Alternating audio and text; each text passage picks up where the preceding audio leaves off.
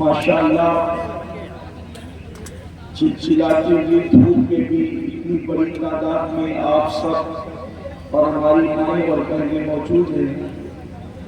यकीनन यहाँ के उलमाए किराम और कमेटी के लोगों की बड़ी मेहनतें हैं। अल्लाह ताला सबकी मेहनतों को कबूल फरमाए। और बहुत देर से आप हज़रात इंतज़ार कर रहे हैं, इसलिए बहुत देर तक हम आपको इंतज़ार में नहीं रखेंगे क्योंकि असर का वक्त भी हो चुका है। आपको भी और हम सबको भी इंशाअल्लाह असर की नमाज अदा करना है, इसलिए थोड़ी देर ही कुछ बातें पेश की जाएगी और उसके बाद महफिल मुकम्मल होगी।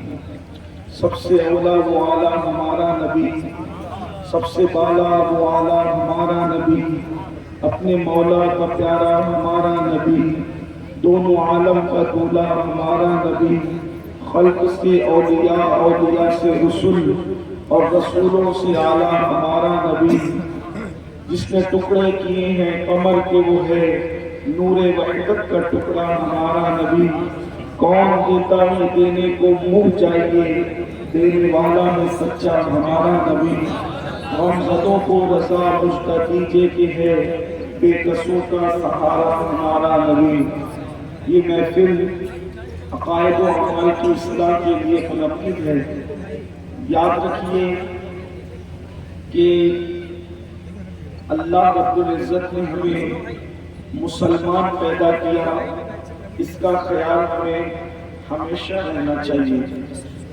हम मुसलमान हैं और बहैसियत मुसलमान हमारी ये जिम्मेदारी है कि अल्लाह और उसके रसूल ने जो कानून हमें अता फरमाया हम उस पर अमल करें। जिस चीज़ से अल्लाह रसूल ने रोक दिया उससे रुकें और जो करने का हुक्म दिया वो करें। आज मुसलमानों के ज़वाल की सबसे बड़ी वजह, मुसलमानों की जिल्लत और रुसवाई की सबसे बड़ी वजह, मुसलमानों की बेचैनी और तकलीफ और परेशानियों की सबसे बड़ी वजह कि मुसलमान सबका कहना मानना चाहता है लेकिन अल्लाह उसके रसूल का कहना नहीं मानना चाहता, नहीं मानता। बहुत आसानी के साथ दाएं बाएं के रास्ते निकाल देता है इंसान और कुछ न कुछ बहाना लगा देता है। जैसे मिसाल के तौर पर अगर मुसलमान को कहा जाए चलो नमाज पढ़ो तो फौरन कहेगा नापाक है, तहारत से नहीं, बहाना लगा दिया। और आप अंदाजा करें क्या मुसलमान नापाक रह सकता है? आप अपने आप से पूछिए, अपने दिल से पूछिए। जिस मजहब में सफाई आका ईमान है क्या वो कभी नापाक रह सकता है? और जो नापाक रहेगा उसका नुकसान क्या है? हदीस पाक का मफ़हूम है कि जो दुनिया में नापाक रहेगा जब मरेगा तो मौत के वक्त उसकी ज़बान पे कलमा नहीं आएगा, वो बगैर कलमे के दुनिया से जाएगा, वो सब चाहकर भी कलमा नहीं पढ़ सकता। इसलिए नापाक न रहो। हालांकि हुजूर का हुक्म है पाक रहो, कपड़े पाक रखो, दिल पाक रखो, सोचो फिक्र पाक रखो, जिस जगह पर बैठो अपने घरों को पाक रखो, अपने आंगन को पाक रखो, सब चीजों को पाक और साफ रखो। हुजूर अलैहिस्सलाम का हुक्म है, हम अमल नहीं करते, इसीलिए नुकसान में है।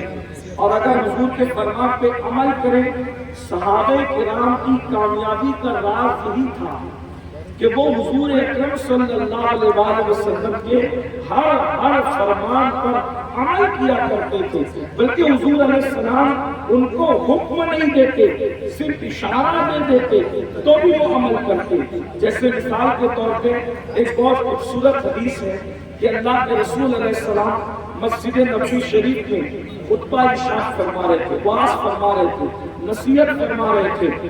अब आका अलैहिस्सलाम जब खिताब फरमाए, हुजूर बयान फरमाए तो कैसा मंजर होगा। जब उनका जिक्र आता है तो इतना अच्छा लगता है, जब वो सामने होकर के खिताब करते होंगे तो कैसा मजा आता होगा। मेरे इमाम कहते हैं मैं निसार तेरे कलाम पर, मैं निसार तेरे कलाम पर, मिली यूं तो किसको ज़बान नहीं, वो सुखन है जिसमें सुखन न हो, वो बयान है जिसका बयान नहीं।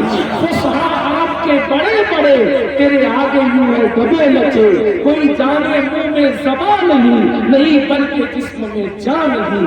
اللہ اکبر، میرے آقا بیان فرما رہے ہیں، میرے آقا علیہ الصلوۃ والتسلیم خطاب فرما رہے ہیں۔ صحابہ کرام اتنی بڑی تعداد میں ہے کہ بیٹھنے کے لیے جگہ نہیں، جیسے یہاں بیٹھنے کے لیے جگہ نہیں ہے تو آقا علیہ السلام کی محفل میں بیٹھنے کو جگہ نہیں تھی تو لوگ کچھ کھڑے ہو گئے۔ جب کھڑے ہو گئے تو اللہ کے رسول نے ان پر کرم فرماتے ہوئے کہا جو جس حالت میں ہے وہی بیٹھو۔ آقا نے کیا فرما دیا؟ جو جہاں ہے جس حالت میں وہی بیٹھو۔ جو جیسے ہی سنا فوراً بیٹھ گئے، اندر والے تو سب بیٹھ گئے، ایک صحابی محفل میں نہیں تھے، ایک صحابی محفل میں نہیں تھے، وہ اپنے کام سے جنگل گئے تھے اور لکڑیوں کا گٹھا سر پہ رکھ کے وہ اپنے گھر جا رہے تھے۔ توجہ کرنا، مسلمان آقا کا کتنا وفادار تھا۔ صحابہ کرام کی کامیابی کا راز کیا تھا؟ وہ جنگل گئے اور لکڑیوں کا گٹھا لے کر اپنے گھر جا رہے تھے، لیکن جس وقت وہ مسجد نبوی کے قریب سے گزرے تو حضور علیہ السلام کی آواز ان کے کان میں آ گئی۔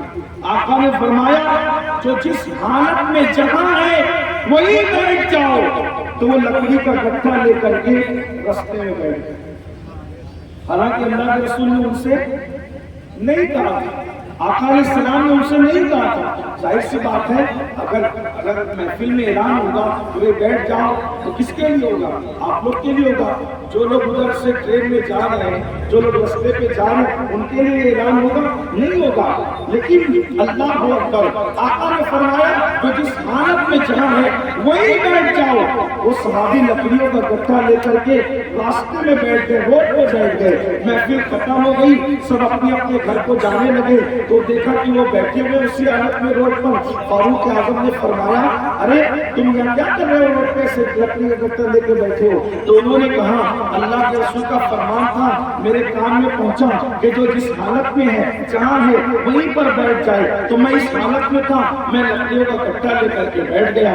تو فرمایا یہ کلام آقا نے تم سے نہیں کہا تھا، یہ کلام آقا نے تم سے نہیں کہا تھا، یہ تو جو مسجد کے اندر تم سے کہا تھا۔ تو وہ صحابی جواب دیتے عمر میں بھی جانتا ہوں کہ یہ کلام صرف مسجد والوں سے تھا، لیکن کیا کروں میرے کان میں محبوب کی آواز آ گئی، تو محبوب کی پر عمل کرنا میرے لیے لازم ہو گیا۔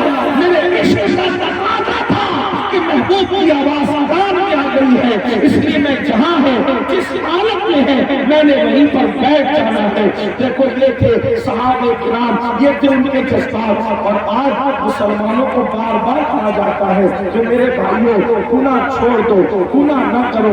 مسلمان بہنوں سے کہا جاتا ہے گناہ چھوڑ دو، گناہ نہ کرو۔ لیکن اللہ اکبر، نہ مرد گناہ چھوڑنے کے لیے تیار ہے، نہ عورتیں گناہ چھوڑنے کے لیے تیار ہے۔ کیفیت کیا ہے، حالات کیا ہے، وہ کون سے جرائم ہے، وہ کون سے گناہ ہے جو ہمارے سماج میں نہیں ہے، ہمارے معاشرے میں نہیں ہے۔ یاد رکھنا میرے بھائیوں، اور اپنی بہنوں سے بھی کہتا ہوں، اے میری بہنوں اگر اللہ کی نافرمانی یوں ہی کرتے رہو گے تو جو اللہ کا عذاب ہے، اللہ کا عذاب اتر کر رہے گا، اللہ کا عذاب آ کر رہے گا۔